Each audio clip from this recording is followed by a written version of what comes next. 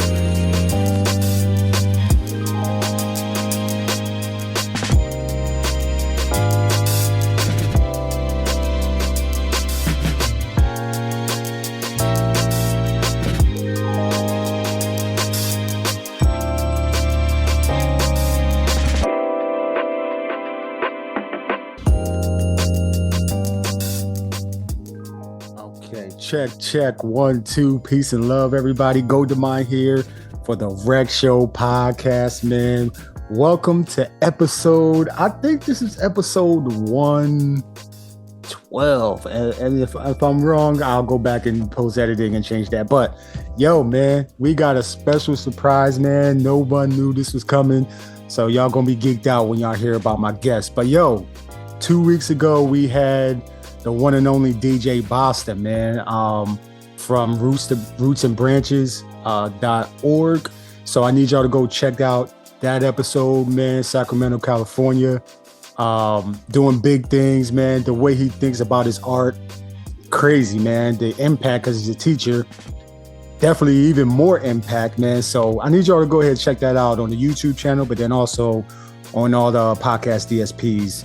And go ahead and check out, like, I'm slowly, right now I'm on episode number 78. So I'm working my way backwards to get all of the previous episodes uploaded to YouTube as well. So y'all will be able to check those out slowly but surely before the end of the year. I'm working my ass off on these, man. So one man band over here. But yo, today we are going to Brooklyn, New York, man.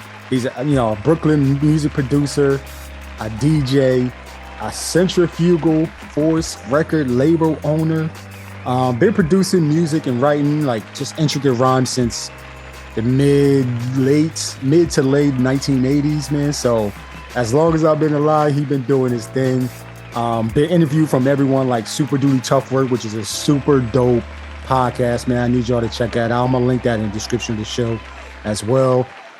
Interviewed from like Global Beat Cypher, Swatches and Boom Boxes, Never Near podcast. That was a dope episode as well, and plenty more, man. So if you go to his link tree, man, you'll see all of his interviews as well. He's been featured on Bandcamp's Best Hip Hop of 2021 list for the Parada album. And then also, you can't leave this out, man. He's a member of the Addams Family with Alaska, Sip One, Paul, Justin Ard, Vast Ari. I hope I'm saying that right. Vast Ari, Vordul, Mega, and Wind and Breeze, which at one point had like 35 members, which is in the collective, which is crazy. That's unheard of. That's bigger than Wu-Tang, yo. But and then he's also released some albums, Beyond Human Comprehension, which is also available at the centeroftheweb.bandcamp.com, man. So he's a lover of hip hop. He's been in this hip hop game for a very long time. I know he's got the jewels. Y'all in for a treat. He's also an activist who's been on the front lines.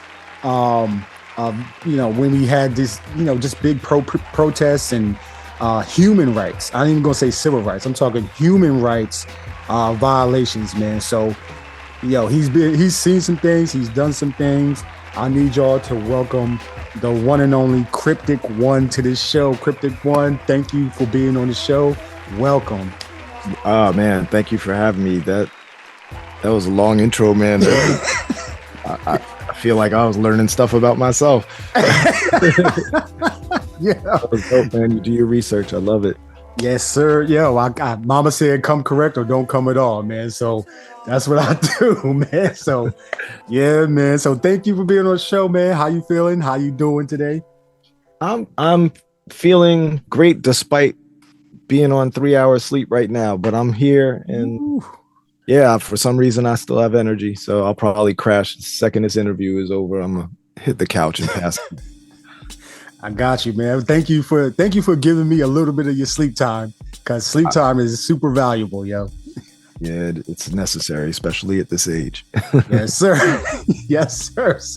Yo, man. So listen, I only gave the listeners, man, the mutants of the beat verse, man, a little bit of your not discography, but your story, man. Just everything you've been doing your biography. Is there anything that I've missed that you've done, or any other collectives that have been a part of, or anything like that? Yeah, man. I've been, like you said, I've been doing this for a long time. I actually calculated it yesterday. I've been making beats for 35 years.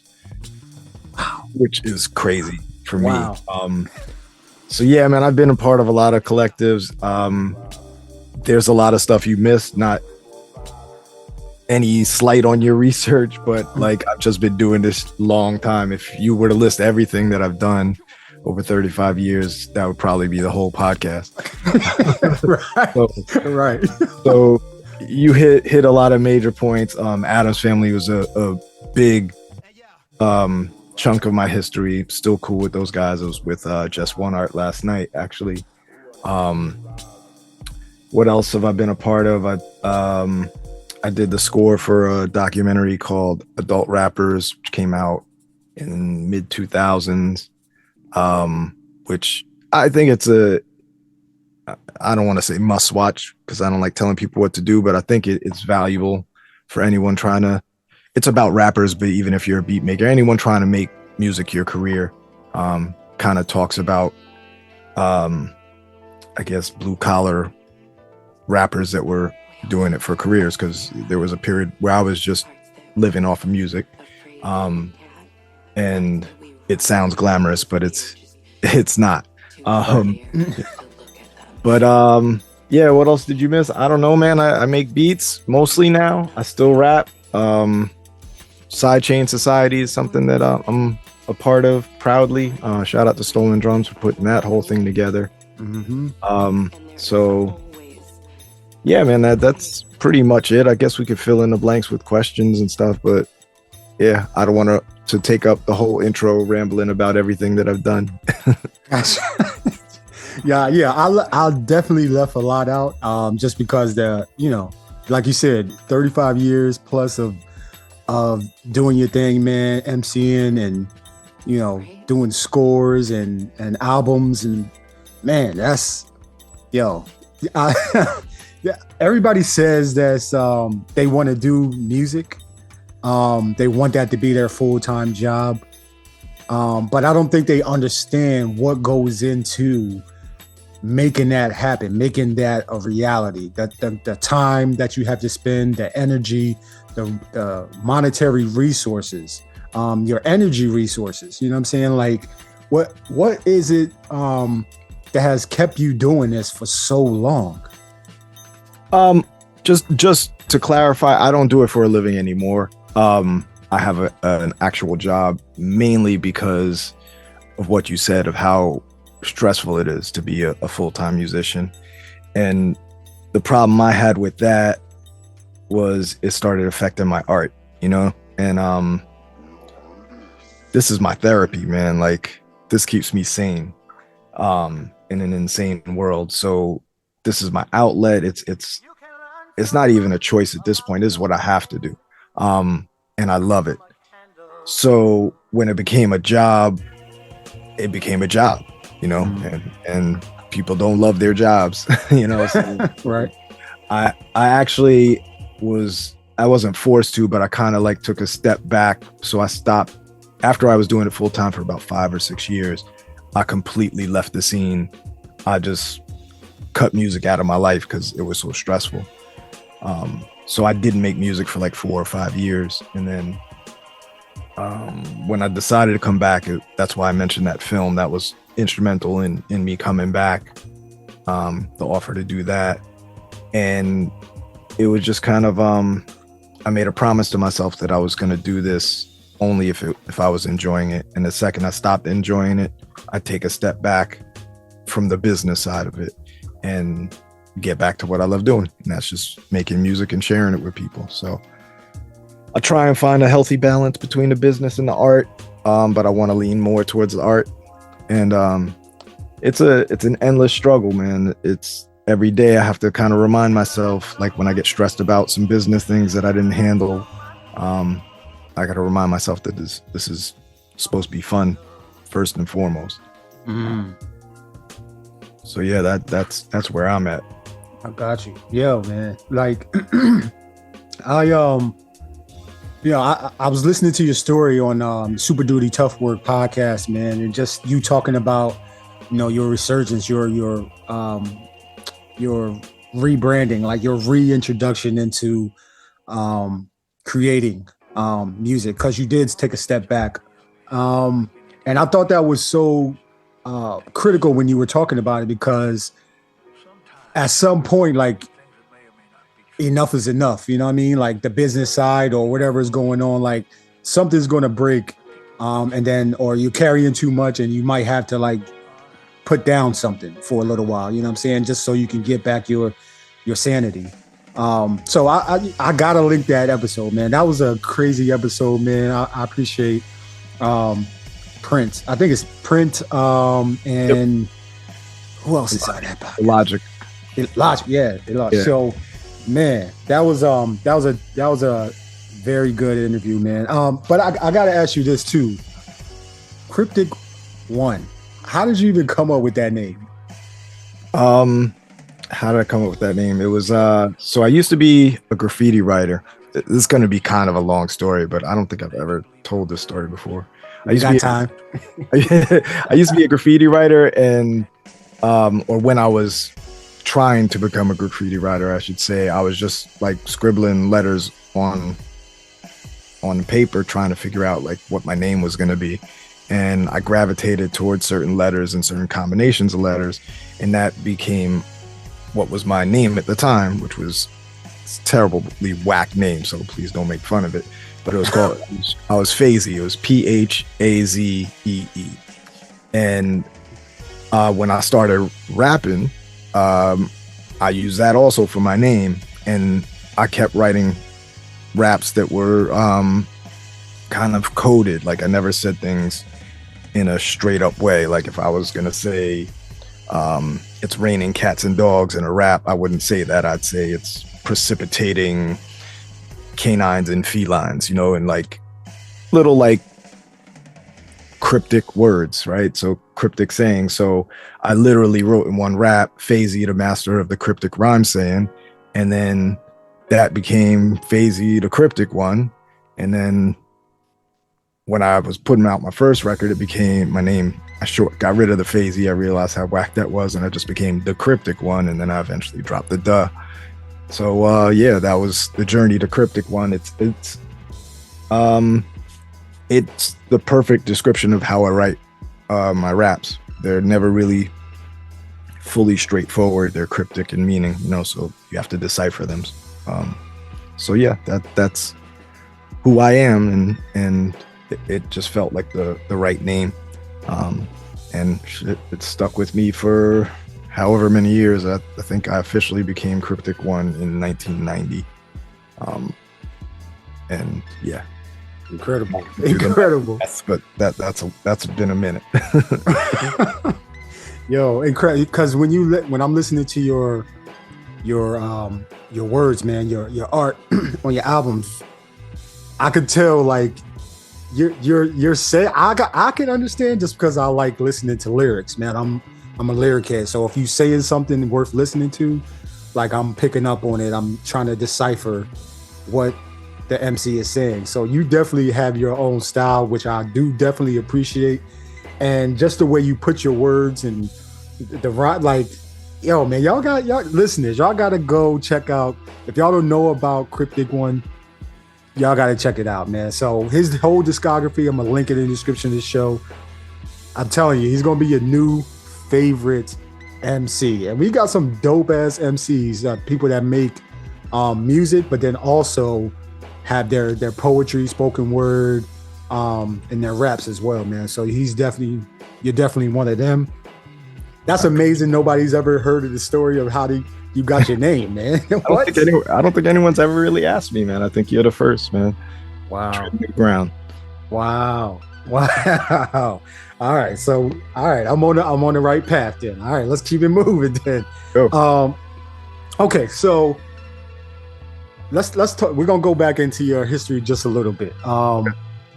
And I'm going to start it off with like growing up, like who was playing music? What types of music were they playing inside of your household when you were growing up, or when you were, you know, riding around with whoever, whether it be brothers, sisters, aunts, uncles, mom, dad? You know, what type of music that was influencing you? It was my parents mostly. They had a small record collection, which I later stole. I still have the records they gave to me. My father is a avid music guy. Like he collects records as well. I'm not allowed to touch his stash. He still goes out and buys records, and he has the basement's full of. He has 45s that I still to this day. You know, I'm a grown ass man. I'm scared to touch my father's records still. Wow. I know he has some gems in there, but yeah, they always play music around the house. It was a wide variety of things. like, I was born in the 70s, so like it was like the Beatles, it was like soundtracks from like from theater, like the soundtrack for Hair and Jesus Christ Superstar. I'd hear stuff like Three Dog Night. I'd hear, Marvin Gaye. It would be all over the place. It wasn't really too much jazz, but it was definitely like a lot of rock and soul and then later disco. But it was my sister who really kind of opened my ear to hip hop, which was later, because hip hop was really just being born. I remember one specific day. This was after I moved to Long Island, so I was probably around like 6 years old. We had a little basketball hoop in the front, and I'd always be out there shooting, and I just heard something coming from my sister's window. And my sister's 7 years older than me, so like I'm not allowed to touch her stuff, so I had to like wait until she left the house. And I snuck in her room, and I was just going through her records, trying to find what she was playing, and I came across this record called the group's called the Disco 3, which later became the Fat Boys, and it was basically like someone beatboxing and someone rapping, and that was the first time I ever heard hip hop, and I was like, this is my music.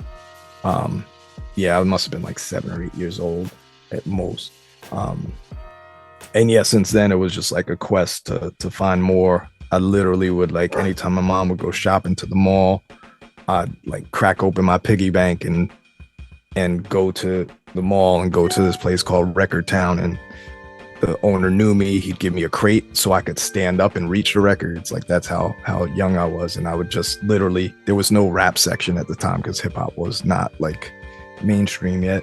So I just flip through and really just look at the names and pick out anything that sounded like it might be rap and bring it home. So that's also how I got my love for digging. So shout out to my family, man. It's my parents and my sister.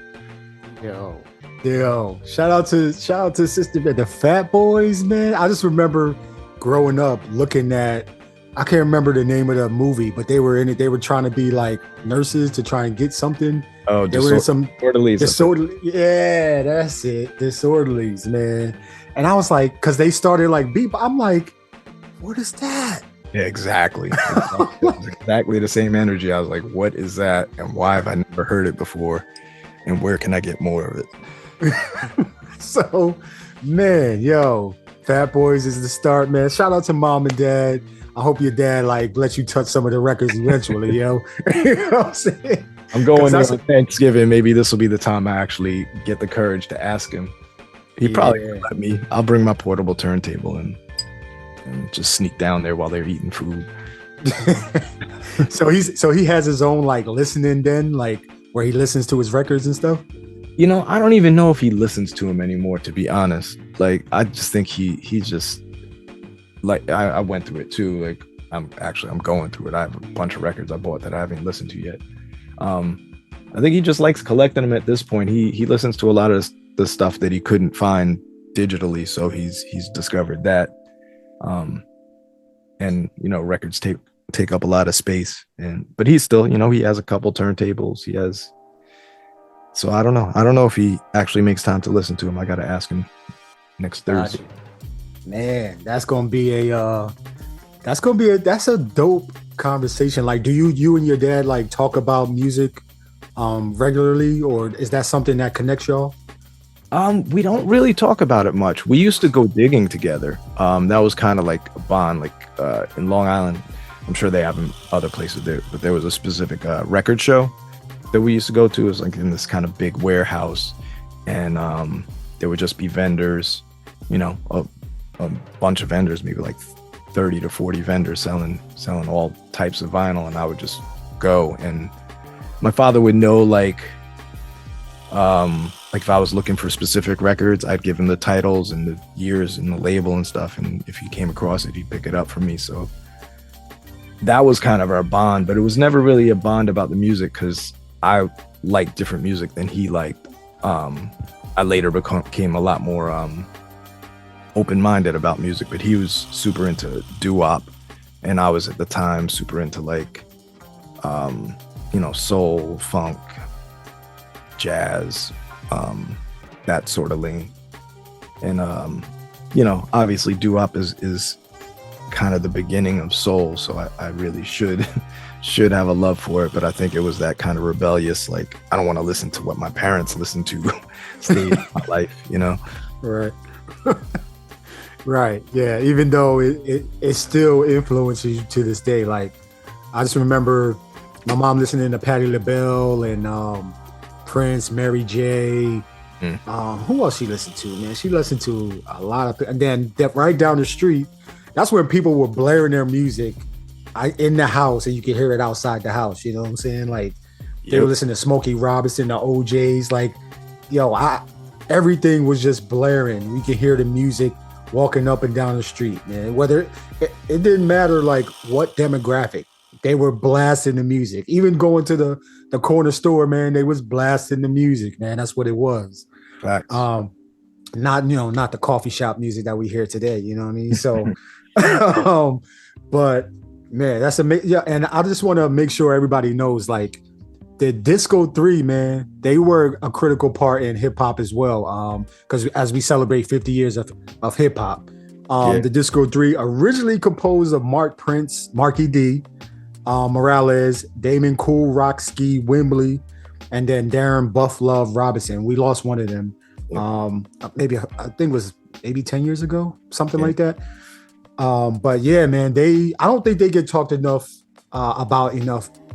Kind of like they don't. They kind of get almost ridiculed. Like, even you know, because they were Fat Boys, right in the title. It's kind of like funny, and they joked around a lot. So I don't think people historically look at them as serious rappers, but they were serious, man. They had a huge influence on the culture. But you know, hopefully they get their due. Yeah, because they helped influence like Biz Markie and who else? Dougie Fresh. Like, come on, man. Like, yeah, who was doing it before Dougie Fresh and Biz Markie? And you know, it could be a lot of people doing that, but in the mainstream eye, like, it was the Fat Boys, and then it was the Fat Boys doing movies. Like, who was doing that before? Like them and Run DMC and they all toured together too. So like they were a huge part of it. And yeah, shout out to the Fat Boys. No one says that enough. Yeah, man. Yo, so yeah, man. Shout out to your sister, man, blasting the music, man. You had to go sneak in there. I've done that a couple times. Because I'm like, yo, what are they listening to right now?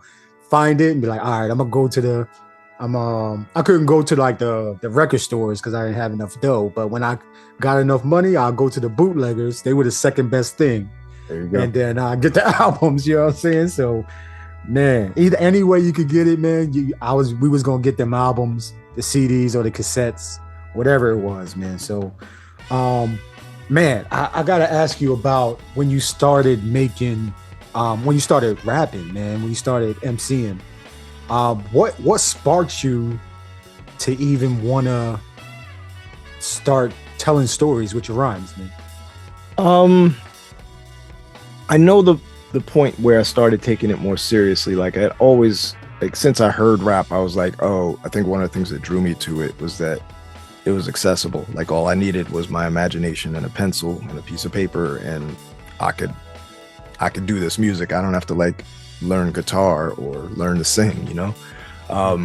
So I think early on I started writing, but I took it seriously once I heard Big Daddy Kane. Like, I was like, oh, okay, this is on some other level of shit. And I won't lie, I bit his style. I would copy his entire verses down in my book and then just like change the words to, like, I put my name in where he had his name and change some metaphors and similes around, and that would just be that was my way of learning, was to blatantly steal someone's style, which, you know, I think that's a valuable lesson for people.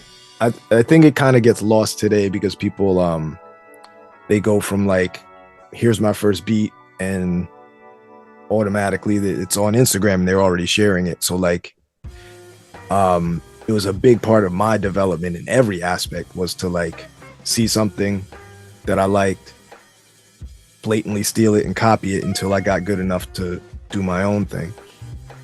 But had I released any of those early things, people probably would have made fun of me for being a fake Big Daddy Kane and not you know. So it was instrumental in my learning, but I think that's one thing that's kind of lost in the culture of like sharing everything immediately.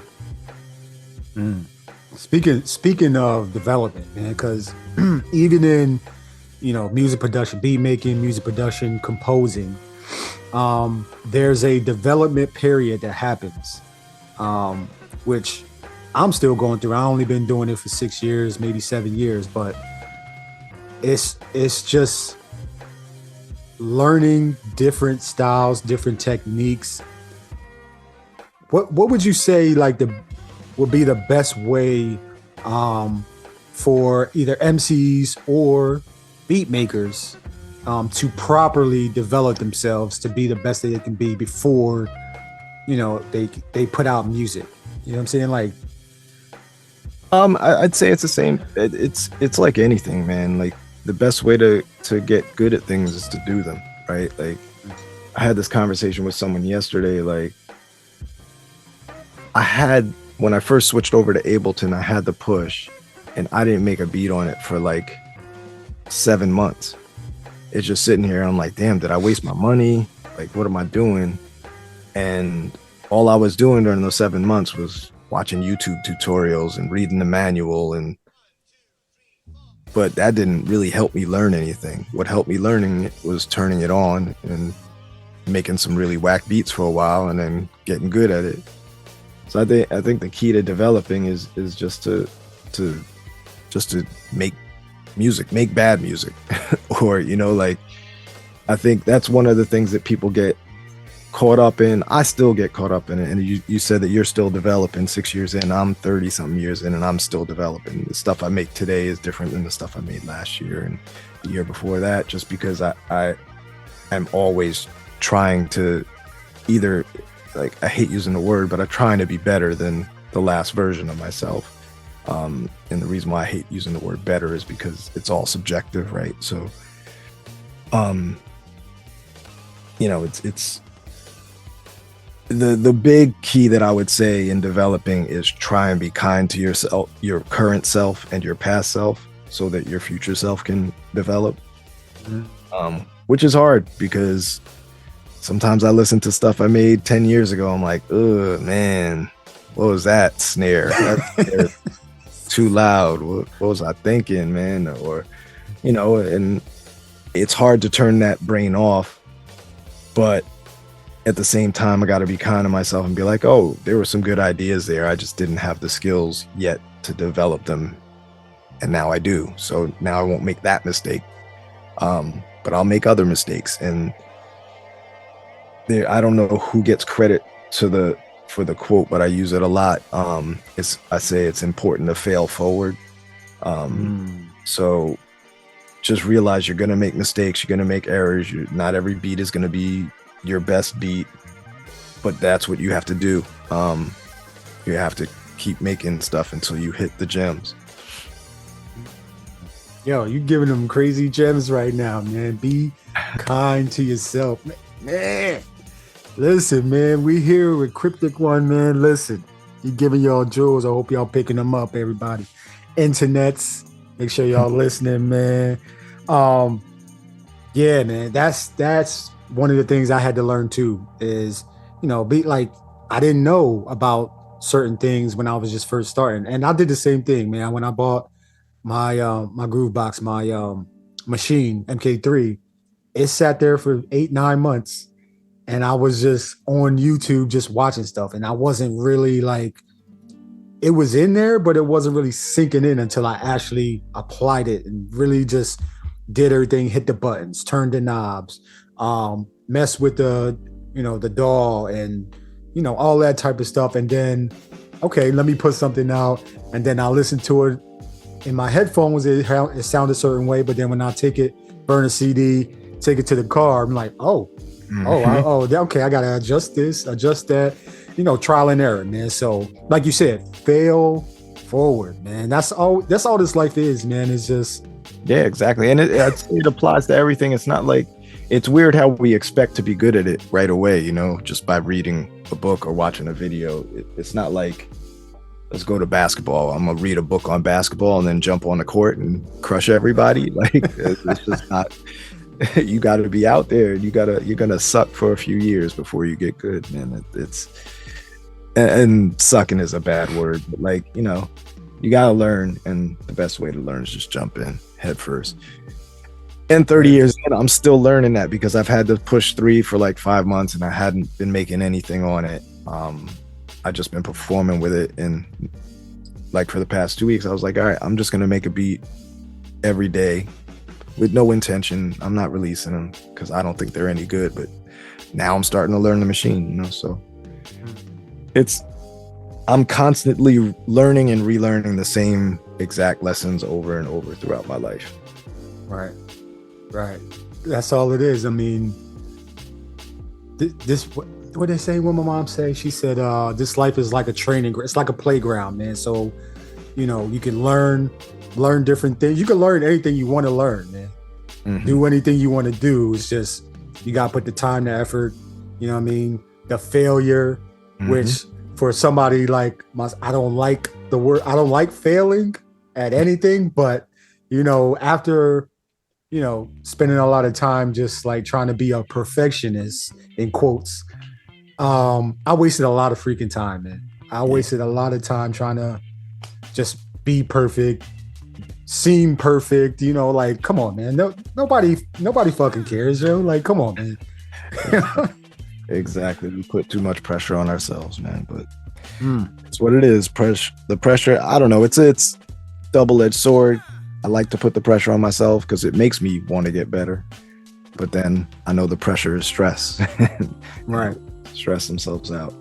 Man, I gotta ask this, man. You having so many years doing this, man, and dedicated time and energy doing this. What would you recommend besides the one that you recommended before, the documentary that you scored?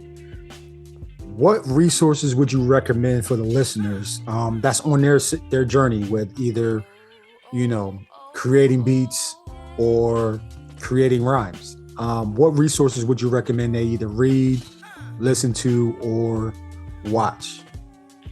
I'm gonna add one. You said listen to or watch. I'm gonna add one. Is join, like become a part of a community. For me and for beat makers, Sidechain Society has been kind of life-changing. It's a producer community where there's a few hundred, I think, members. Not everyone's like super active. I haven't even been active lately, but I learn so much every time I jump into the Discord or jump into one of the Zooms. Zooms happen every Thursday. There's so many talented people in there, from people who are nominated for Grammys to like people who just started making beats that year, and everyone's kind of on a level playing field, and there's so much knowledge and information, and everyone looks out for each other and tries to help each other, and it's become kind of more than a beat making community. Like, it's family at this point. But I would say, even if you're not going to join Sidechain, like, find a community that you can vibe off of. And it's easy to find that because the internet makes it easy. So I don't care if you're in the middle of nowhere, you can find a community of like-minded people and bounce ideas off each other. Like, it doesn't have to be like an official thing. It could just be like, you and like 5 of your beat maker friends at like, yo, every Thursday, let's get together and play beats for each other on Zoom or some shit like that, So that I think is an important aspect of this all, as far as like actual resources. I don't know, man. Like, I would say there's a lot of podcasts. Super Duty Tough Work that you mentioned is a great one for anyone who's going to try and be an independent musician. They drop a lot of gems, and Blueprint has been doing this as long as I have. So he knows what he's talking about. He did music for a career like 3 or 4 times longer than I did. So dude has all the knowledge, and he shares all the knowledge with everyone for free on the podcast. So I would check that out. Yeah, I mean, that's all I got right now. I'll interrupt you later when another one pops in my head. I got you. Yo. Anytime, yo. Just go ahead and blurt it out, man. So, you were said you were learning, and I seen you performing live with Ableton. How has I don't know what type of other machines that you've used, but how has Ableton like kind of shaped the way you create your music? It was a big game changer for me when I finally decided to learn Ableton. I've used a million different machines. I still have a bunch of them. I've used a lot of different software. Excuse me. I was on Logic for about 10 years. And then when I got the Push 2, mainly because I just wanted to start learning finger drumming. And I just like the way the pads feel on the Push. So I was like, okay, now I got to learn Ableton. And to be honest, I hated it. I hated it when I first got it. And not the Push, the hardware was great, but I did not like Ableton. I didn't like the way it was set up. It didn't make any sense to me, to be 100% honest. But then once I sat there and made beats on it every day and forced myself to learn it, I saw the beauty of it. And for me, Ableton,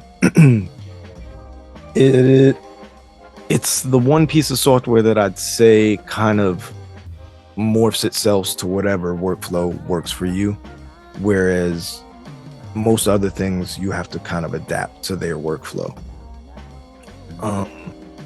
Because I know, we all know a million people that use Ableton, and I don't think I've ever seen 2 people use it exactly the same way.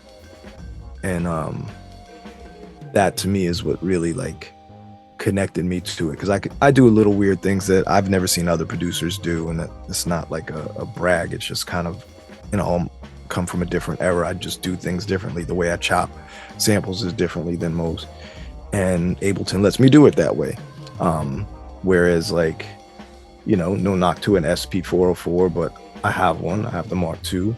I love the machine, and I love what people do with it, but I can't chop the way I like to chop on it. So, damn, I don't even remember the question you asked, but it was about Ableton. Yeah. So like that just seemed, when I started performing, it seemed like that was the right way to go for me, to perform on Ableton, because I had the Push, I had the laptop, all my beats were on there. Like, let me figure this out. And then somewhere through that, I was like, I was going to a lot of shows. Obviously, I was performing like 3 or 4 times a month at a point. And, everyone has SPs. And then I started to get that envy. I'm like, damn, I need an SP. And then the Mark one now. Yep. I was like, that's the piece I need. And then the Mark II came out, and I got it. And I kind of learned how to use it for performing, but I never really got comfortable with it. And then the Push 3 came out, and I was like, all right, well, I happen to have the money. Let me get it. And that's what I'm going to perform on. And that's what I've been using since.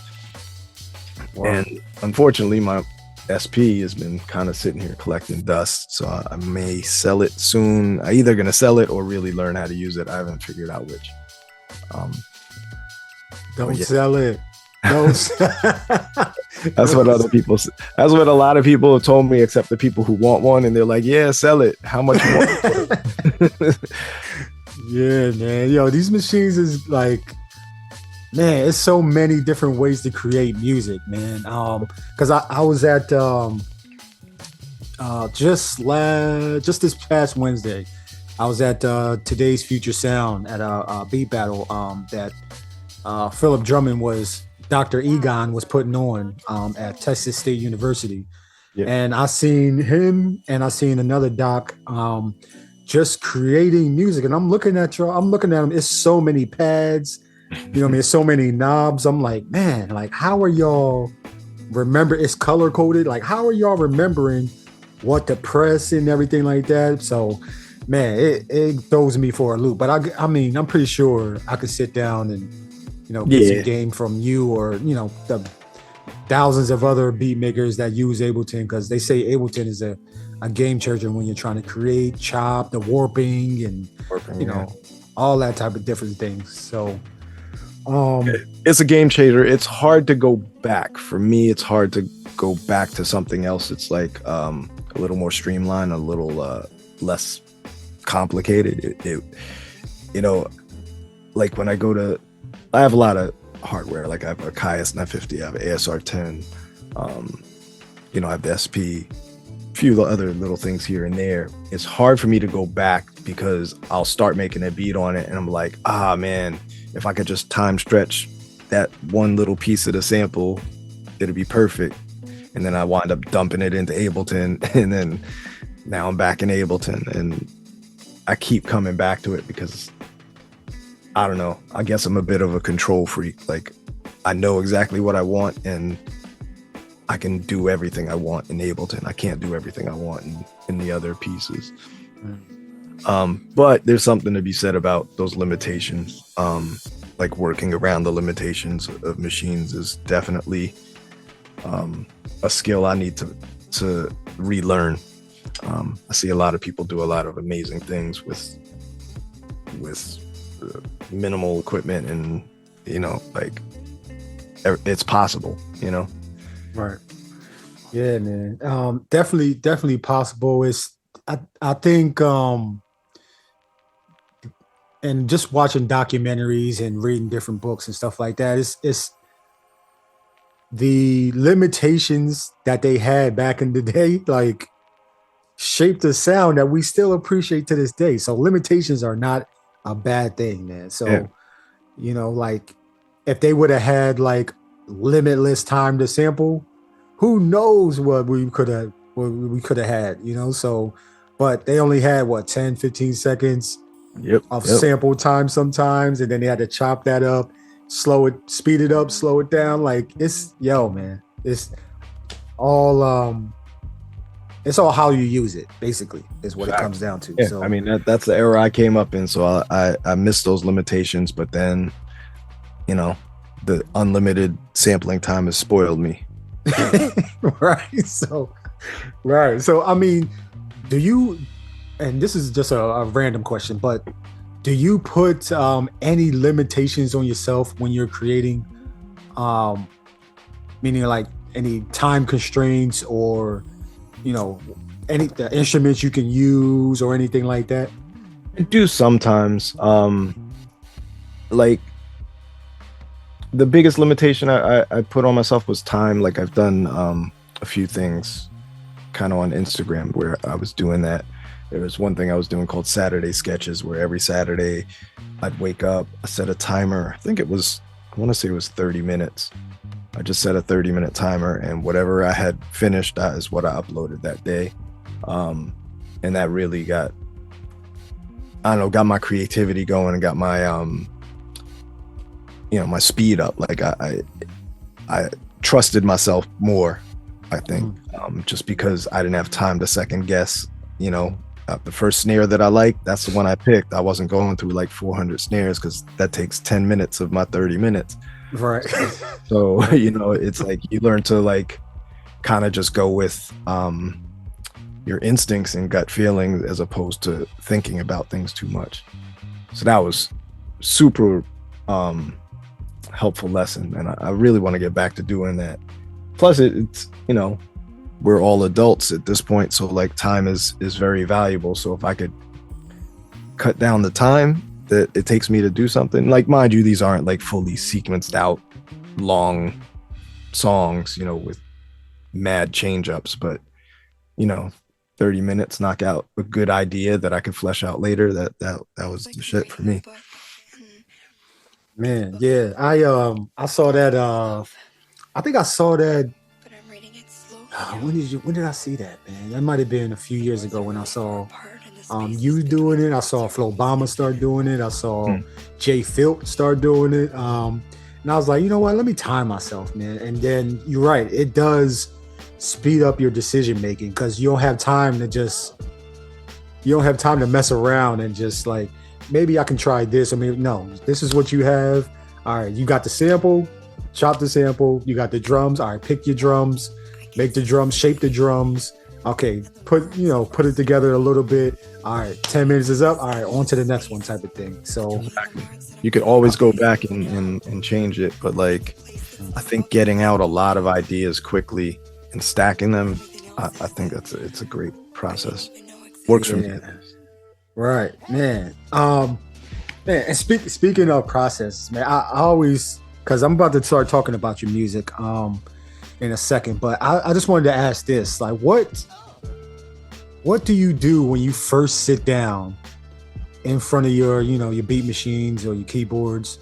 Like, what is the very first thing you do or think about as you're about to embark on the creation journey? It's changed so much over the years, and now it's kind of like a hodgepodge of things. It used to be drums, because drums is kind of like the thing I take the most like pride in, or the thing I put the most effort into. So it used to be drums, but now it's kind of whatever hits me. Like, a lot of times it's just listening to records. Like, I try and like throw on a record, because I have a lot of vinyl. So I'll just throw on a record and let it play while I'm like cleaning the studio. And like, you're a beat maker, so sometimes you'll hear those like 3 seconds of magic in like this whack ass song. And it's like, oh, there it is. And then I have to stop, sample that, and that gets me going. Next thing you know, I'm adding drums, I'm picking a bass sound, playing keys on it or whatever.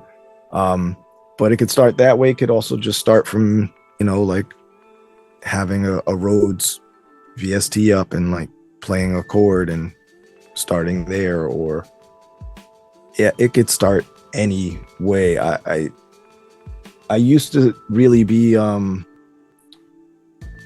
kind of person who was like, don't force it, just wait until it happens. And now, again, back to being an adult, you don't have that luxury because of the time. So like, if I'm gonna sit down and make beats, I'm gonna make sure I make a beat. Like that's the end goal, is like, because I used to, I'll start working on something like, these drums aren't working, let me throw it out.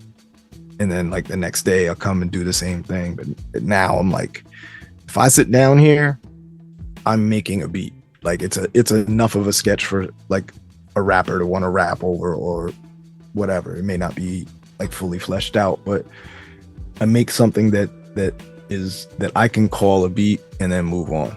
And then like what I've been doing now, because like I said, the past few weeks I've been making beats every day again, is I'll wait till I have, like 30 or 40, and then I'll go back and listen to them. And, hopefully there's one or two that I'm like, okay, I have something there, and then work on it further. I hope that answers your question. I don't know. I feel like I kind of dodged it, but Nah, I got you. I understand. Like it's a process, man. Because everybody starts. There's some clean up the studio while they're listening. Like you just said, listening to the record, and then they hear something. Boom. Okay, now I can start. Sample, chop. All that type of stuff. Some people sage. Some people smoke. Some people drink, or just shroom, like whatever it is that gets your creative juices flowing. Like that's what they do, man. So I just figured I had to ask that, man. I'm thinking like everybody don't start the same way, so right. It's just different ways of looking at the creation of music process. So but man, I got to talk to you about your music, man, which I enjoy. And I think the listeners, first time listeners, if they've never heard of you, they'll go back in your discography and start from the very beginning. Am I saying this right? Parada? Yeah, Parada. Yep. Parada, man. So Parada had a limited edition cassette. I can't believe I missed that because I'm a cassette collector. Damn. I couldn't believe how quick that sold, man. The cassette was the first thing to go. Yeah, man. So Parada, man, like what that album, What was the meaning of that album? Let's talk about that. It's kind of, how could I explain it? Like Parada it's kind of Jess is the producer who produced it, longtime friend, part of Adam's family. Was chilling with him last night talking about the next Parada record. Look at that. Oh, whoa, we got another one coming. What? It's well, he's got what we're gonna do. Actually, I don't know if I should talk about it fully, but there's gonna be multiple Parada records with different rappers on it. And Jess is producing all of them. But yeah, I won't get into details of that. But what it is for me, I think everyone who's doing a Parada record has a different kind of take on it. But for me, like, Parada is Spanish for pirate. So I looked at it like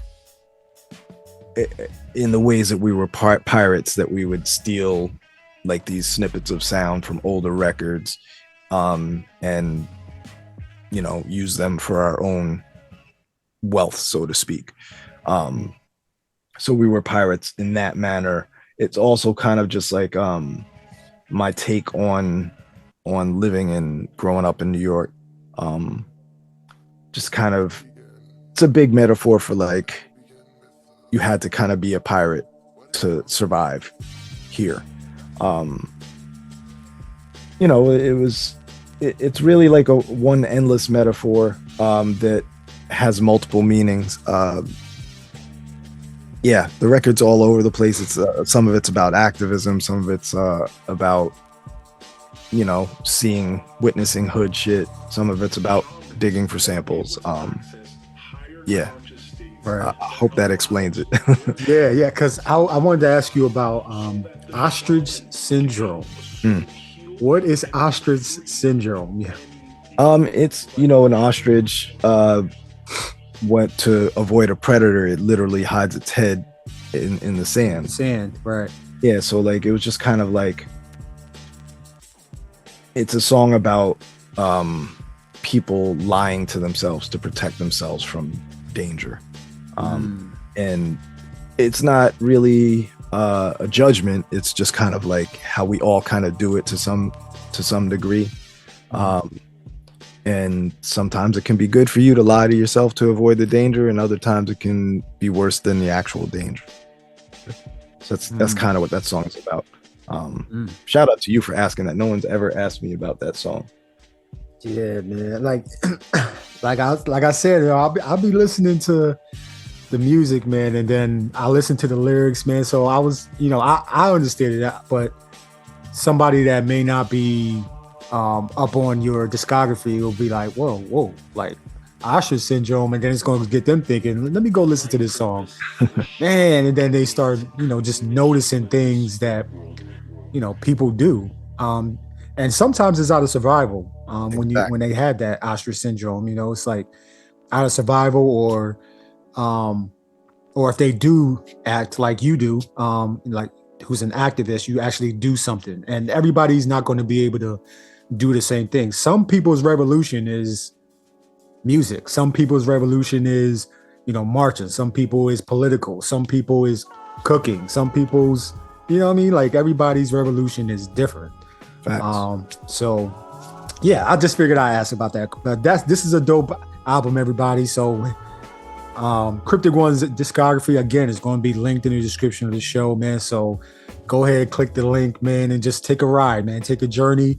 And if you feel it, support it, man, because the way I see it, and everybody who knows and who's ever heard the Rec Show podcast, y'all know, if it's recommended and you click it, man, it's an investment, man. Buy it, because it's an investment for the artists to keep making more music, more art. You know what I'm saying? So, yeah, for sure.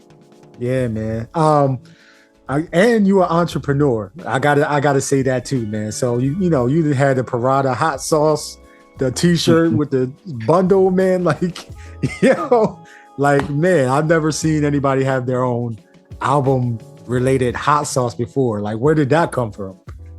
I love to cook. I make hot sauces, and when people come to the crib, like sometimes we just have people over, friends, and I cook. I love to cook. To me, that shit is like making beats.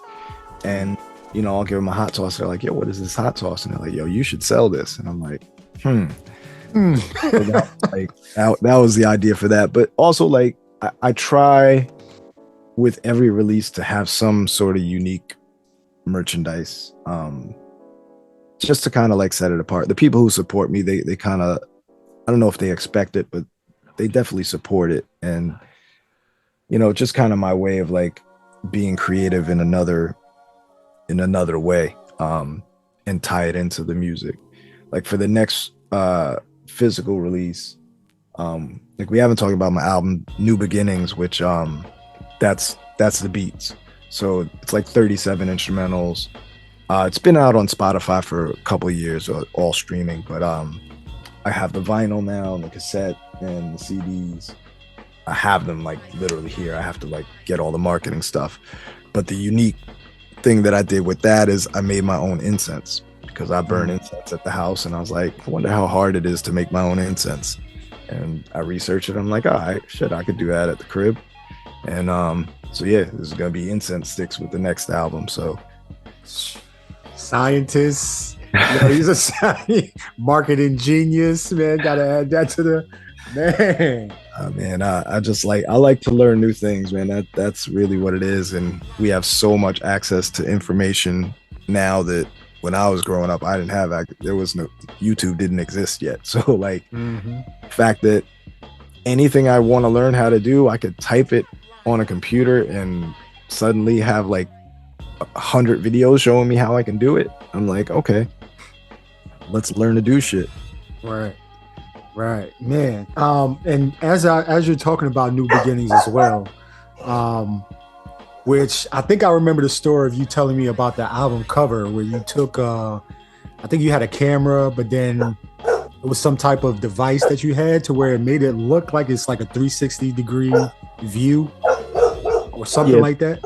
Yeah, it's a 360 camera, which I've been using those for about, like maybe 9 or 10 years now. But they're getting more popular. The technology is getting better. But it was just one day it snowed a lot, and I'm in Brooklyn. I'm lucky enough. I don't know if you can hear my dog barking. She's going crazy. It's all right. It's all right. It's all right. She hears something. Yeah. She's a good protector of the equipment. But yeah, so it snowed a lot. It snowed like a little over a foot, and I went in the backyard. I'm like, damn, I got to take a picture of this. And I was like, I'm just gonna get my 360 camera, and I took the shot. I took one shot. Usually I take like 10, 15 to try and get the right one, but I wasn't even intending it for the album cover. But the second I uploaded it to the computer and looked at it, I was like, oh, this is the album cover. Right. This is it. I don't even know what the next album is gonna be, but this is gonna be the cover. And it kind of worked out because the whole concept of New Beginnings was, it was on January 1st, and I decided every Friday that year I was gonna release an instrumental song. Like, I didn't want to call it a beat because like most of these beats have like progressions and change ups, and like I consider them songs. So I was like, every Friday I'm gonna do it, and at the end of the year I'm gonna collect them together and call that an album. And I didn't do it every Friday. I missed some Fridays because life gets in the way. But I think I did 39 or 40, and then I could only fit so much on the vinyl, so I had to narrow it down to 37 of them. But yeah, that was the whole story behind that and the picture. Shout out to 360 cameras. If you're not familiar and you want some like interesting, cool, unique content, they're getting a little more popular now, but I would look into one. And matter of fact, hit me up on Instagram because I have a couple, and I'm probably gonna be selling them soon. Yeah, man. Yo, I was looking at the car. I'm like, how did you even capture all? And then I just remember you saying about the 360 camera. I'm like, wow, it really, it's just, it looked like you're looking up. It looks like you're looking up, but then everything is surrounded, like it's like an eye fishbowl or eyeball type of view. But man, it's that's a dope cover, man. And then I've been seeing you recently talking about the physicals coming out. So physicals are already ready to go, ready to ship. They're ready. I just been, to be 100% honest, I've just been kind of lazy getting all the marketing stuff. This is that business art balance that I was talking about. Like I was stressing out because I like build a website for it and all this other stuff. And I do 90% of the stuff I do myself. So I was stressing out about all the business stuff. And I was like, okay, I need to take a step back. So for the last 3 months, they've been sitting here, but it's time to get them out in the world. I spent the money on them. It's time to make some money back, hopefully, because you definitely don't sell records that are just sitting on a shelf with no way for anyone to get them. I've sold a couple at shows, so shout out to everyone that comes out to the shows, man. That's been my lifeblood for the whole year, pretty much, performing. Yeah, performing, and congratulations. I know you have a lot of like milestones on your music too, but FYSM just turned 10 years old. Yep. 10 years old this year, man. So congratulations on that. Like, how do you feel about, when you have an anniversary of something that you created and you put out to the world? It's 5 years, 10 years, 15, 20 years later, it's people still rocking with it. Yeah, that's the thing that really like that touches me, is that people still fuck with it, or people just now discovering it and they like it.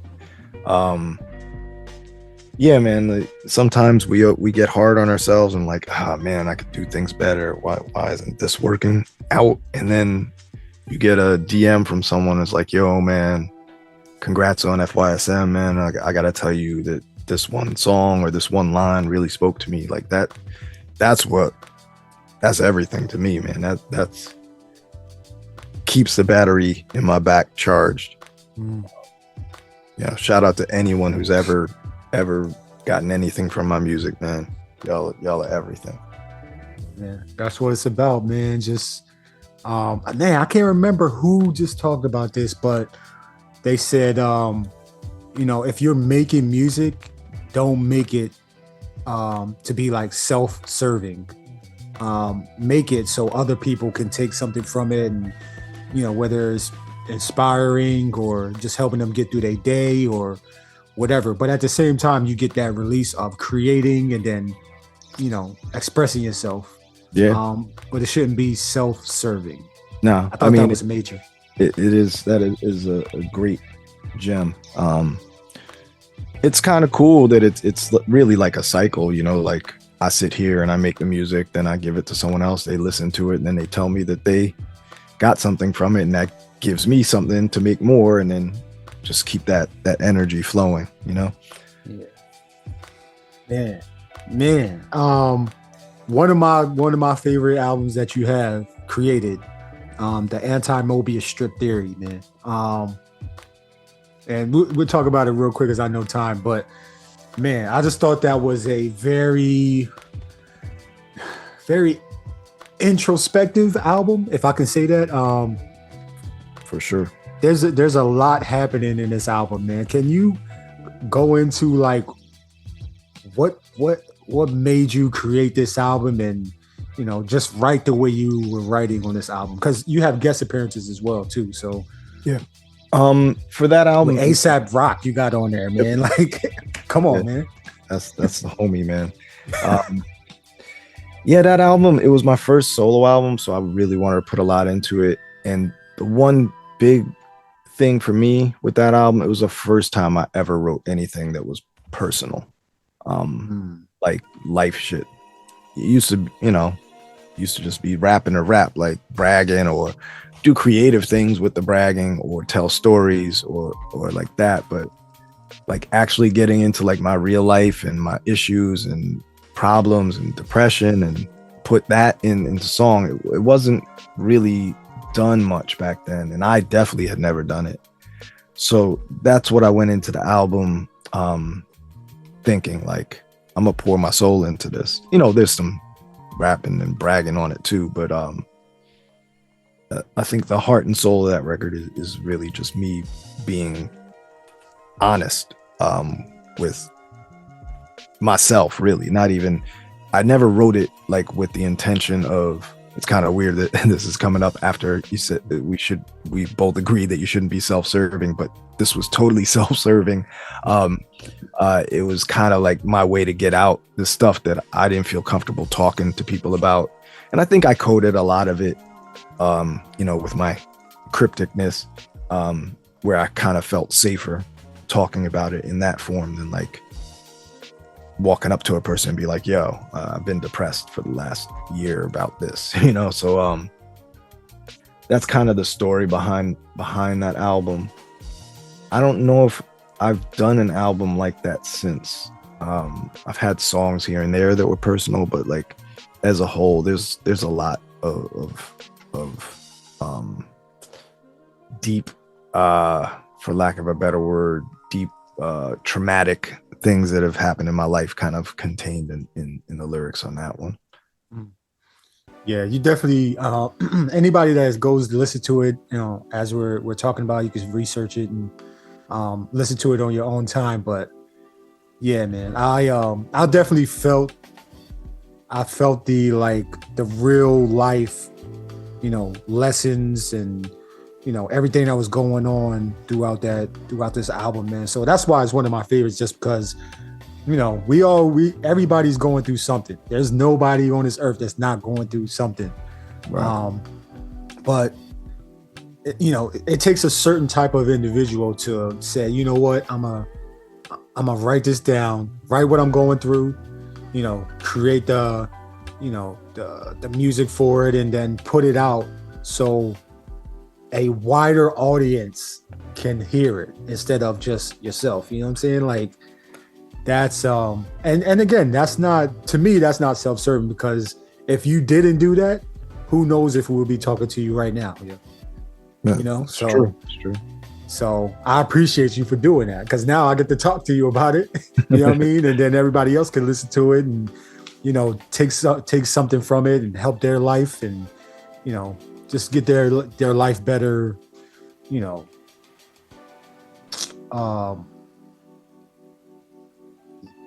we'll go on for the next one, but next question. But yeah, man, I just enjoyed that. I enjoyed that album when I listened to it, man. So, thank you. But man, your showcases, man. You do a lot of shows. Recently you did, I think it was Donut Lounge. No, I didn't do I'm doing Donut Lounge this coming Saturday. They have this other thing where you go to their studio and do like a performance in front of a green screen, which was super fun. Shout out to Donut Lounge, man. They're great. If you ever come out this way, you definitely should check out Donut Lounge. Yeah, man. Donut Lounge is, I've been tapped into them for the last few years. And I think they do it like once a month in an arcade, and it's just a fun atmosphere. That's what this is about, man. Just, having fun, peace, love, unity, having fun, so Donut Lounge has the right idea. Keep it going, man. Because they also host World MC, which is, getting the MCs out there to spit their lyrics. They do it on top of rooftops. Yep. You know what I'm saying? Like, man, they really have come a long way from where they first started. So your showcases, man, when you go into a beat showcase, what goes through your mind as you're like either picking beats or practicing, and what goes through your brain as you're going through that whole process to get ready for a beat show? For me, I pick what I call bangers. Like when I make beats, I dump them into iTunes and I listen to them, and then I kind of rate them. I'll give it's just for my own personal opinion, and sometimes the ratings change as time goes on, but like these are my 5-star beats, these are my 4-star beats, these are the trash ones, we'll call those 1-star beats. And I try and pick at least 50% that are my quote unquote, it's a weird word to use because I don't really have any hit records, but these are my hits. Like you're probably going to see those at most shows I do. And then I just kind of experiment and like swap in different beats that I haven't played out before or what have you. That's my general process. Lately, I've just been playing like 80 to 90% of the set is stuff from New Beginnings, because I know I'm about to release the physical, so I want people to get familiar with those songs. But yeah, it varies. I did make a promise to myself. I don't know if I'm going to keep it because it's kind of intimidating. But I told myself that next year when I start doing shows, 50% of them are going to be beats that I've never played out before, like brand new beats that I made currently. Because I see people like shout out to Designer Dreams. I see him at shows, and I have literally seen that dude sitting at the show before his set in the corner with headphones on and his SP, making the beats that he's gonna play that night. That's crazy. Wow. He's like, yeah, man, I just made 5 beats. I'm about to play them. I'm like, wait, what? You just made beats and you about to play them in your set? Like, that's wild to me. Yeah, man, he's a different kind of animal with that. Mm-hmm. Yeah, man. Shout out Designer Dreams, man. He's also been a guest previously, man. So, man, season 3 is, man, crazy. It's amazing how all of y'all tap in with each other, because Designer Dreams is in the same area. Yep. Nothing New is in the same area. Another homie. Yep. Who else? Jay Hershey. Yep. So I saw him last night. You know what I'm saying? Like, all of y'all are like, literally, like, that's y'all's group. And then I can't remember what it's called, but I just remember Nothing New. Like, it's in front of a brownstone, and it's like a street party, a block party or something. Yeah, that happens in Bed-Stuy, I believe. Yeah. So I'll just be. Well, I'm in Texas, man. So when I'm seeing everything on socials and stuff, I'm like, damn, man, that's cool as hell, man. Like, block parties and all of y'all connected and stuff like that, which is super dope. Yeah. As far as merch goes, and these are my last few questions, but as far as merch goes, man, like, and you design all of this too, so wow, you got a crazy amount of hats that you have. But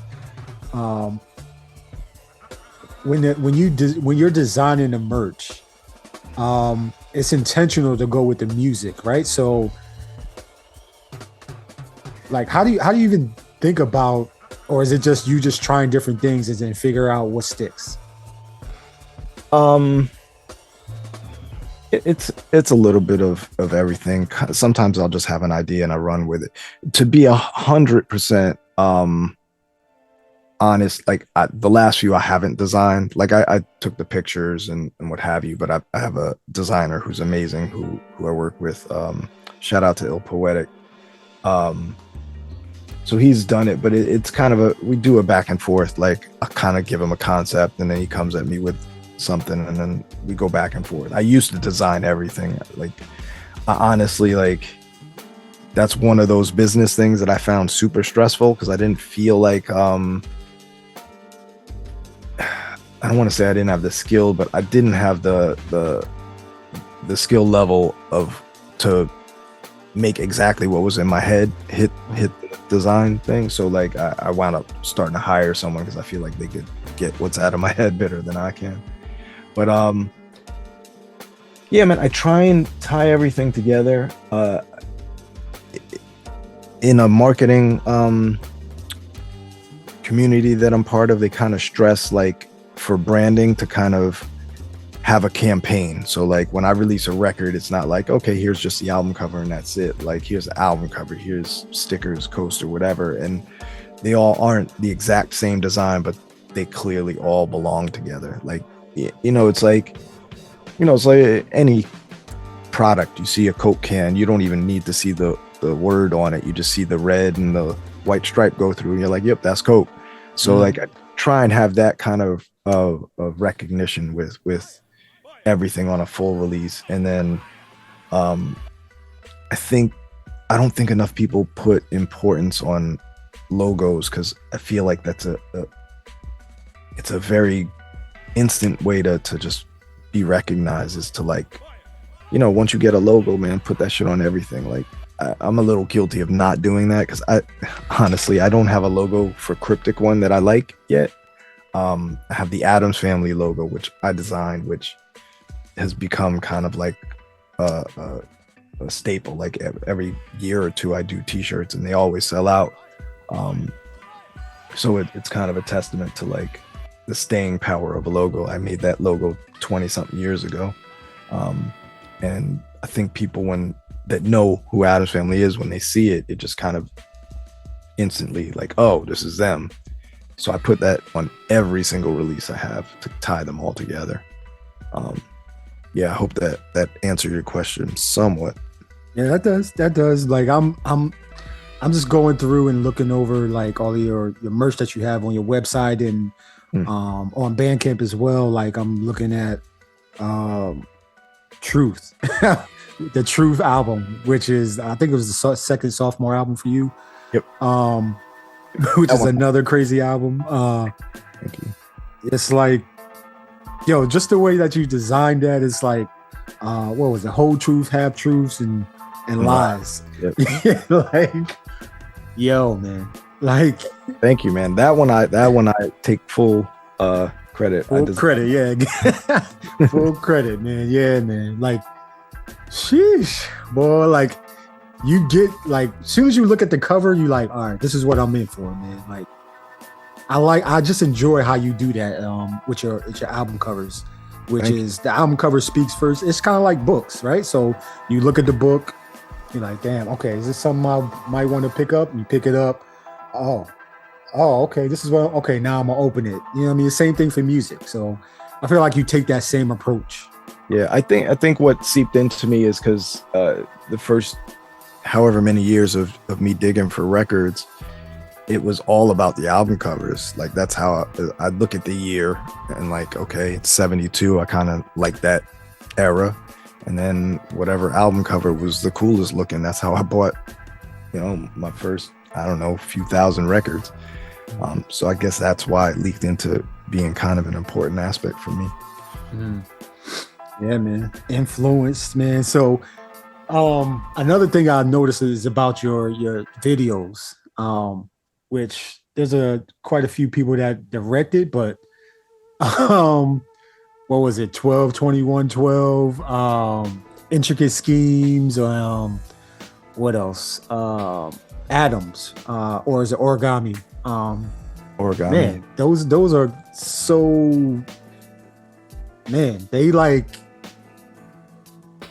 yo, man, it's like they speak, like whoever directed them did an amazing job, but yo, like these are the videos that are like, wow. Like after you watch them, like you can't forget it.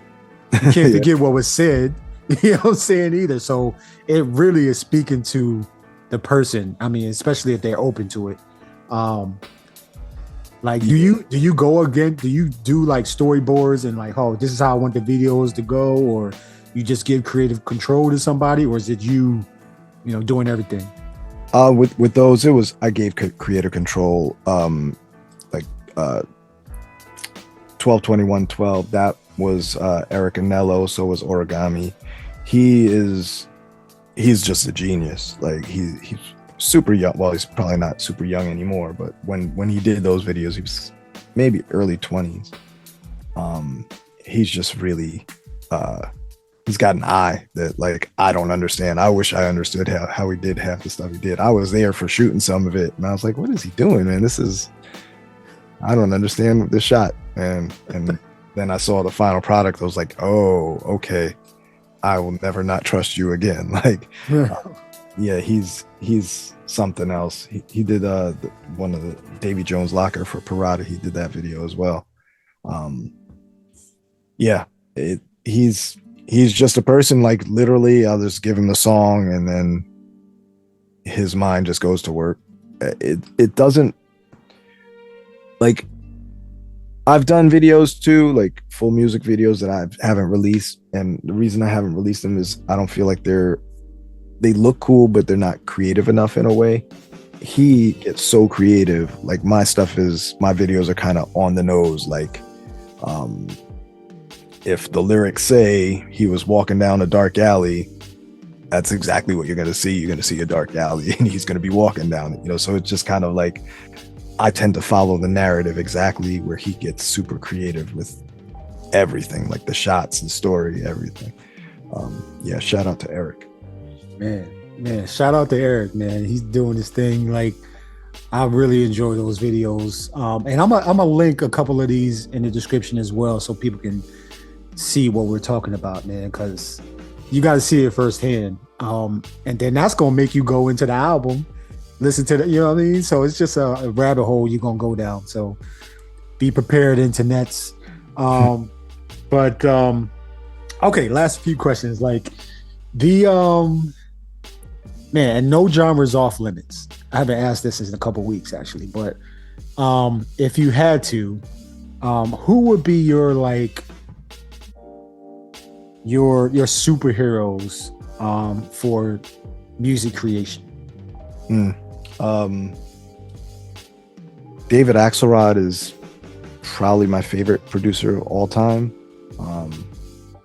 He's kind of like, you know, he's mostly jazz producer.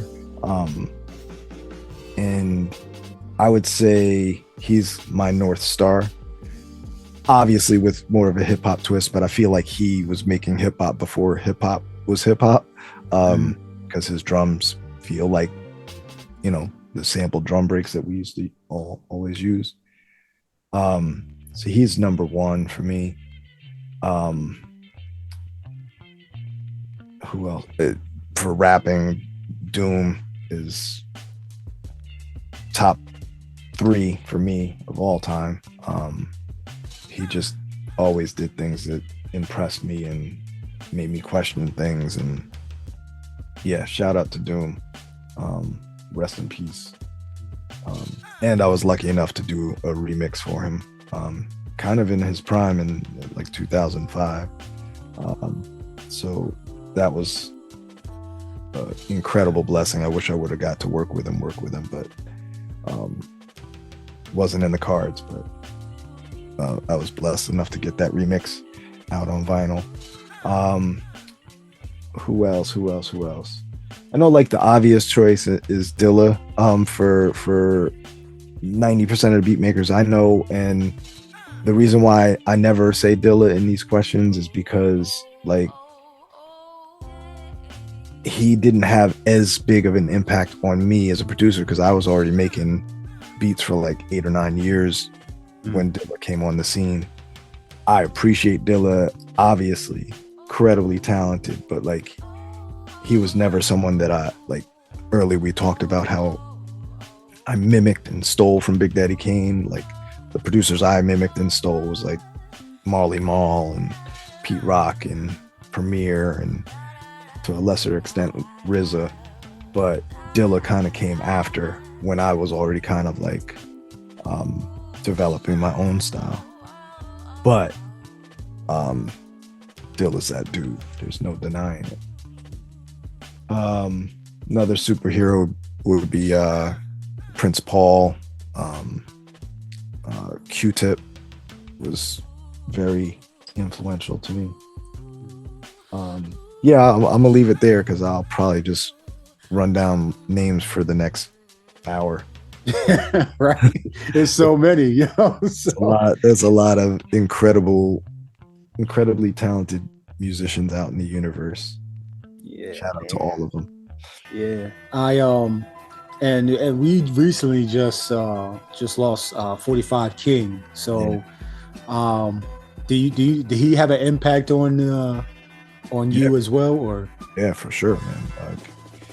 He definitely, that was my era, man. Like the stuff he did with Queen Latifah and the 1-900 number. Everyone knows that beat.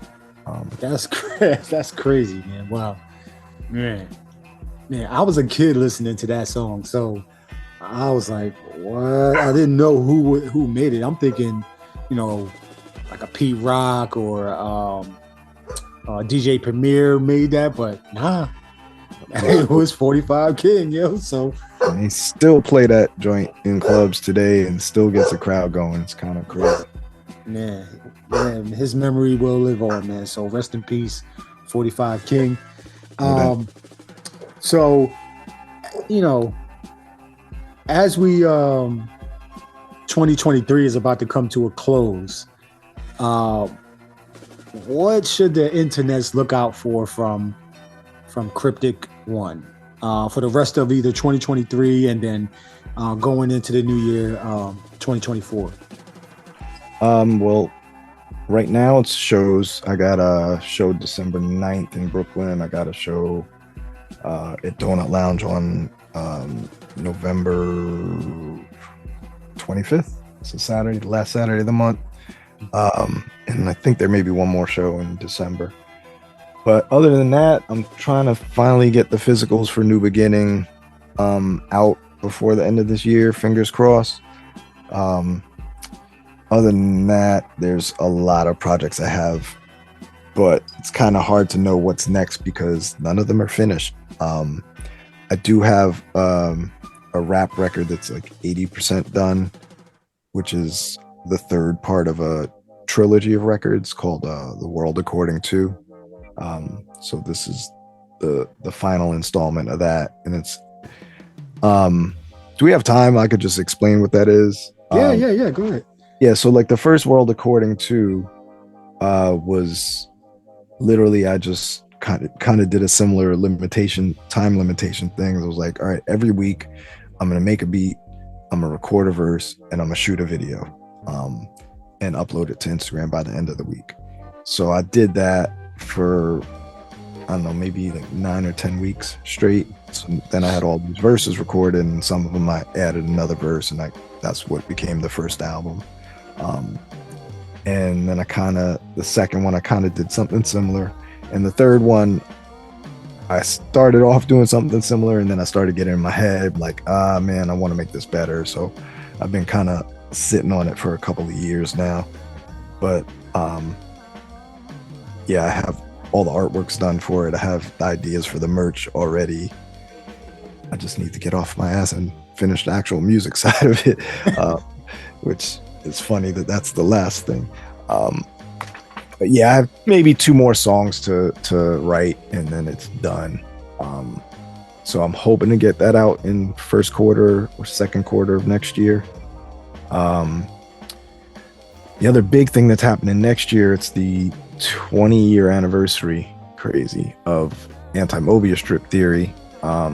And I'm gonna do something special with that. I don't know what yet, but it's most likely gonna be physical, because I mean, I still have vinyl here of that, but I want to do like a special anniversary edition where I'm probably gonna put like music that didn't make the album on it, because I still have songs from, I released that in 2004, but I made it in like 99 or 2000, most of the songs. So it's a long ass album. It's literally 72 minutes, I think. Whatever the limit was, you could put on a CD. I was like, I'm gonna use every second. And yeah, so like I had other songs I wanted to put on it that just couldn't fit. So maybe I'll figure out a way to release those. But yeah, I think that's most of the plan that's set in motion. Other than that, a lot of shows. I throw shows as well. A show called Digital Dust. So I want to throw more of those, but I really want to get out of the position of performing at every one of those, because I don't know if you've ever thrown shows before, but it's stressful enough to throw a show, but then have to perform and wrangle all the performers and handle the marketing and the flyers and, video and sound. Like, it's too much for one person, man. I don't know why I do it to myself, but yeah, it is what it is. So that's another big thing for next year. I'm trying to build a team. So if anyone in New York City, beatmaker or not, that wants to be involved with throwing shows, hit me up. I'm gonna be 100% honest. There probably ain't gonna be no money in it for a while, because I ain't making no money doing that shit. I'm doing that shit strictly to get people on stages and get try and build this community up even more than it is. The community here is really dope, but I sense that that it could be bigger, and I want to like do whatever I can to like help people have a bigger and better scene than I had. Yeah, it's bigger. It's not about the greed. It's about the dream. You know. So, yeah, I get it. Building and connecting with other creatives, man. I mean, I know a lot of people put a lot of emphasis on, you know, getting paid when you performing and stuff like that, but just connecting at these events and, you know, talking to your fans and becoming a fan of the you know, the people that are performing, like, I think that's bigger than, you know, just getting paid, you know, to perform some songs and stuff like that. So, but that's just me, you know, that's just me. That's just I agree 1,000,000%. But what I do want to say is I was talking about the people like helping put the shows together, not getting paid. I make sure that I pay my performers. Even if it's not much, you know, you're going to get at least like a meal or your Uber ride home or something. Like I want to kind of, that's one of the things in the beat scene. Like I came up in the underground rap scene, right? So like I was a rapper and I did a lot of shows for free. And it took me a long time to start getting paid shows.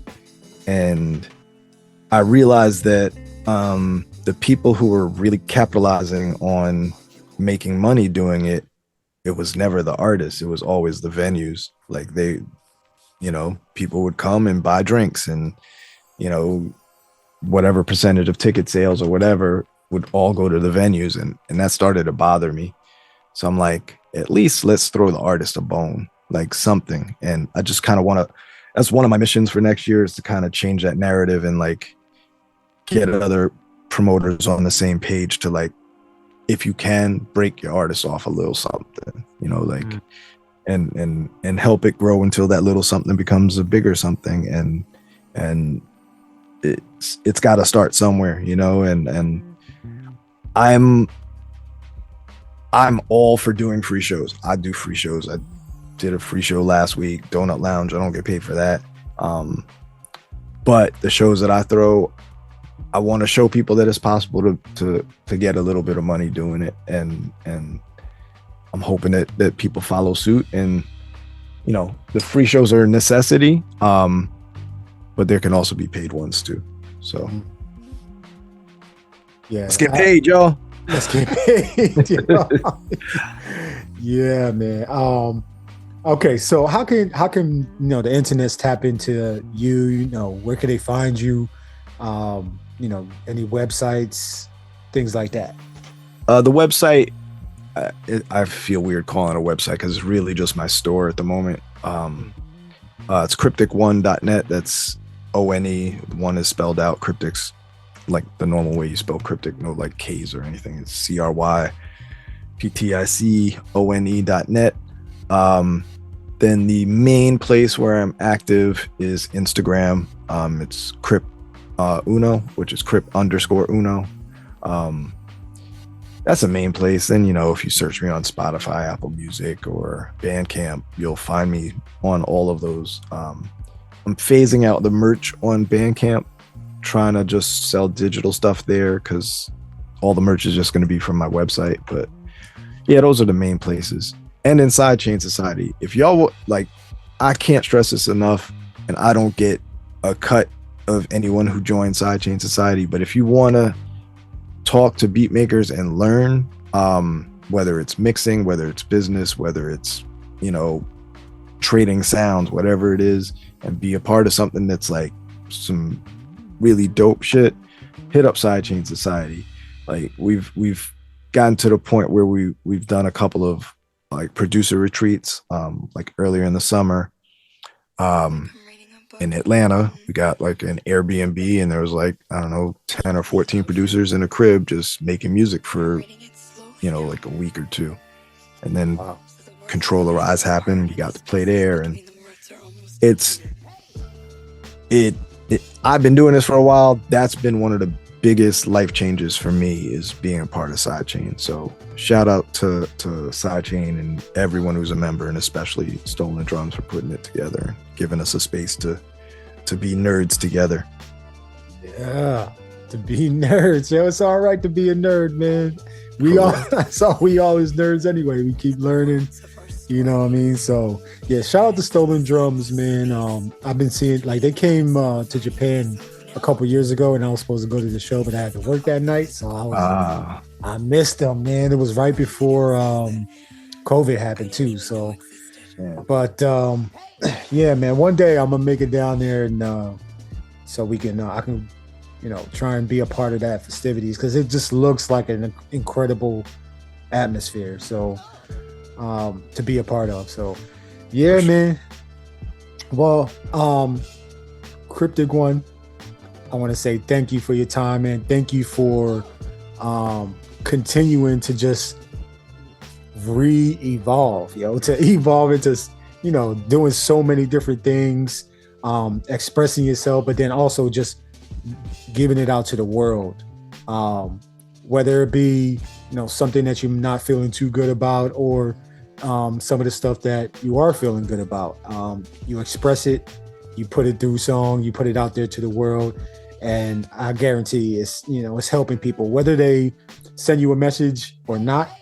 It is helping people, man. So I really appreciate you. And if there's any final thing that you would say to the beat mutants of the multiverse, man, what would that be? The one big thing is just be yourself, man. Like, however you have to do it, just be yourself, and things will fall in line. Because at the end of the day, you're the only you, so you may as well be you. Like, it's I know I said earlier, copy and steal from other people. That's just the learning process to get to know how to express yourself. But like, it can't stress it enough. Like, that's the number one thing, is be you, even if it's weird and doesn't fit in a space that you want to be a part of. It's still going to shine through if you're just 100% authentically yourself.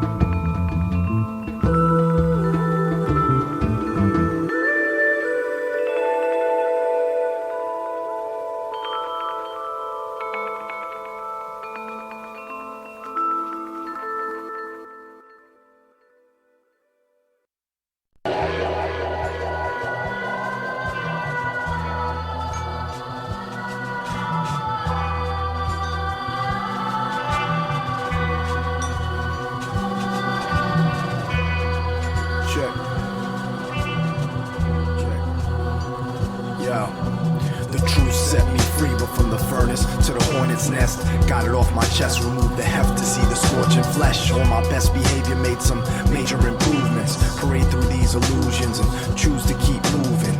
crunch time. Sorry to bounce before the punchline, but out in these front lines, doubt is a love crime. Pout till it's lunchtime. Encourage the nourishment. Sometimes courage is overrated. Masses, asses to mules. Cash sets the rules, but unravels all the spools of the thread before needling, teetering, propped up on the ledge of deceiving them. Worn off the tread, ties ain't tied, they dead, no traction. Icy floor, crashing. Only see that passion directly after he's cashed in. Won't tell you how to live, so don't tell me how to die. Just tell me what I wanna hear and lie, lie, lie.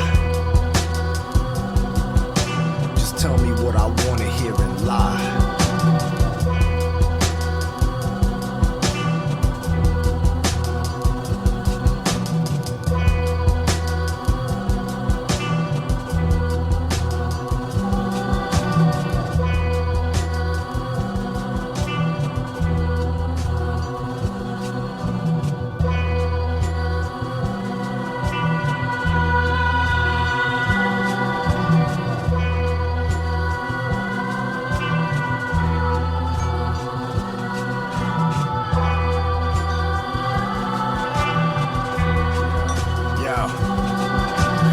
Truth set me free, then the truth screamed escape. Manhunt, target me, I barely made it out the gates. They wore camouflage, geared up enough to damage gods through the skewed view of security.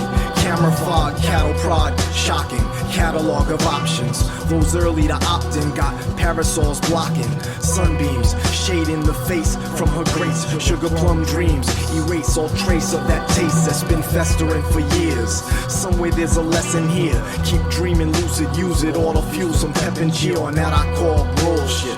Part of my French fry pulpit preaching, leaving that to the next guy. Won't tell you how to live, so don't tell me how to die. Just tell me what I wanna hear and lie, lie, lie. Just tell me what I wanna hear and lie.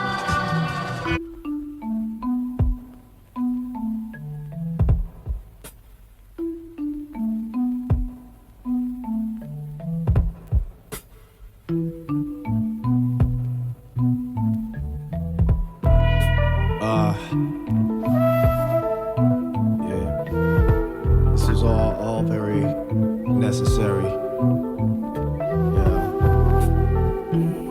Sometimes you just need to let it out, right? This is one of them times. So check it. Yeah. This is one of those apology songs where I apologize to all the loved ones I've done wrong. Pardon me a sec because that list is tight long. And I don't know where to start in these matters of the heart. To those that pump the same blood, fam, that's you. That love for your mom and dad don't always shine through. I hope you know it. If you didn't, now you do. I appreciate everything you've done and you do. Have such great friends, though at times I don't deserve you. Emotions on lockdown, deadbolts, curfews. Y'all held me down even when I pushed y'all away. Good looking, all that pushing getting put away today. This is the realest things I've ever wrote. Most people I don't let them close. Emotionally bellicose, learning to let it go. Turn to work in progress. Trying to get better though, openness a foreign concept. This is my first stamp in that passport. Turning a new leaf. Sorry for being a bad sport. Late to the airport, but better late than not at all. Sick of waiting for that other shoe that's gonna fall. And to that bird out west that sat through my stress and duress, impossible to impress. Tough love when it was best, didn't make it out west for your ceremony. Should've tried harder, bird, who better knows me. And to that wonder that is, from the bottom of my blood pump, I got love for you, miss. You will always miss from the second things dip to a mess. Couldn't have handled that worst, I confess. Sorry, I could hardly say that enough. Sorry, saying it at all is still kinda tough. Sorry, thankful y'all ain't ever called my bluffs. See, these connections never getting snuffed. And to my brethren that are resting in that pirate cove, that further region season was needed, I was kinda cold. So tough to open up when shutdown mode was all I known for the past few. Cash you, thank you for that second home. And to them fans that dig the tunes, that suffer my abuse of updates and coming soons. All I can promise is I'll try and do better. It took me 6 years to see that tunes keep me glued together. And y'all make me want to improve with every word I write to every sample chord or groove. I know I'm crazy, all of this I'm very sure. A little less crazy today than the days before. I owe you all. I owe you all, fans and friends. I love you all. The end, nah, this ain't pretend. And if I never say it again, just press play. Sorry, I don't know what else to say, but sorry. I can hardly say that enough. Sorry, saying it at all still kinda tough. Sorry, thankful y'all ain't never called my bluff. Sorry, see these connections never getting snuffed.